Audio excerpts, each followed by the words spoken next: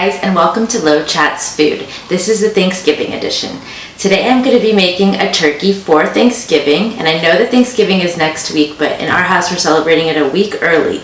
So I'm going to start off with just my ingredients. I have my turkey here. It's a 14-pound turkey, and then I also have my herb butter, which is a tablespoon of parsley. Let me show you that again. Parsley, sage, and thyme. So I have my herb butter here. I just mixed it all up in the food processor. I had to soften up the butter before I put in the herbs. So I also have, for the cavity, I have 1 orange, 1 Fuji apple, 1 whole onion, 1 garlic clove in half, and 2 stalks of celery. When you're cutting up the onions and everything for the cavity, you don't need to take the skin off because it's just going in there mostly for flavor and to keep it moist, and you're not going to eat any of this, so you're just going to end up leaving it in there after the turkey is done cooking. So I mixed a little bit of the herb butter with my vegetables just to get it in there.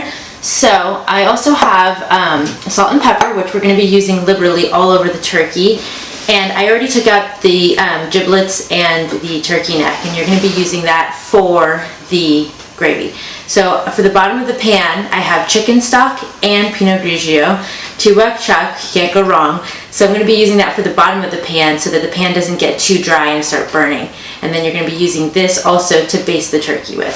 So let's start off with our big turkey here. I'm going to dry it off, and then I'm going to be putting some pepper all over the turkey. Okay, and then I'm going to be putting a lot of salt just for flavor. Sprinkle it all over, sprinkle it on the neck, sprinkle it in the butt, sprinkle it in the armpits.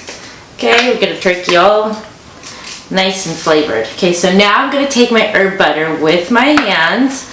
I know that this is, it's a little bit buttery, but this is how we get a good, working in of the butter to give it a lot of flavor. So you're going to give your turkey a lot of love, put a nice little turkey massage. Okay, now we're going to be taking all of our veggies and fruit and putting it in the cavity down here. It's got the butter in there too, so that is going to make it taste really yummy. Be very nice to your turkey, give it a lot of love so it gives you a good tasty turkey in return, okay? Alright, so let me clean up a little butter off my hands. Now we're going to be transferring this big sucker to the roasting pan.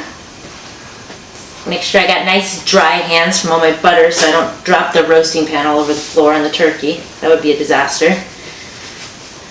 Okay, so let's move this stuff over and bring the roasting pan over. Okay, so let's turn this turkey. Let's try to get it so everything stays in there. If it doesn't, like I said, no big deal. It comes out, it's okay. Not the end of the world. Let's put our turkey on here. Let me move this guy out of the way. Okay, we're going to be putting the chicken stock and the wine at the bottom of the pan. So, I've got my chicken stock. You can be pretty liberal about how much you put in here. Enough that the whole bottom is covered so that it doesn't burn. Okay, and now we're going to put some foil over the turkey so that it doesn't brown too fast on the top. Stick out like a little teepee. Okay, so we got our turkey tented. Now we're going to put it in the oven at 350, and we're going to cook it for about 3 hours. Okay, so I'm going to put it in the oven right now.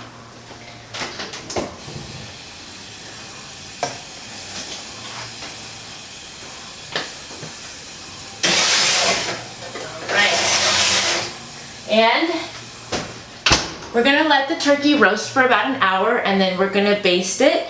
And then after the hour, we're going to baste it every 30 minutes for the next 3 hours. Okay, so we'll check on our turkey in about an hour, baste it, and see how it's coming out. Okay, see you soon. Let's just kind of take a look and see how it looks. All right, so be careful here because we're on a smoke.